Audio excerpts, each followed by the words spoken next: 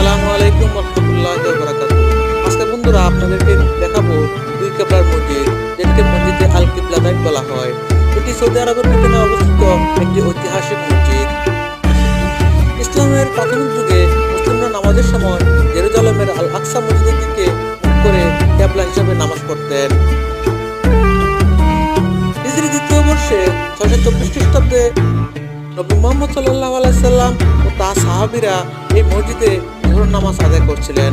তখন আল্লাহর পক্ষ থেকে নির্দেশ আসে কিবলার দিক পরিবর্তনের। এই নির্দেশ পাওয়ার পর নবী মুহাম্মদ সাল্লাল্লাহু আলাইহি সাল্লাম নামাজের মধ্যেই দিক পরিবর্তন করেন এবং মক্কার কাবার দিকে মুখ করে নামাজ আদায় করতে শুরু করেন। এই কারণেই এই মসজিদটিকে কিবলাতাইন মসজিদ বলা হয় বা দুই কিবলার মসজিদ, কারণ এখানে মুসলিমরা প্রথমে জেরুজালেমের দিকে, পরবর্তীতে কাবার দিকে মুখ করে নামাজ পড়েছে।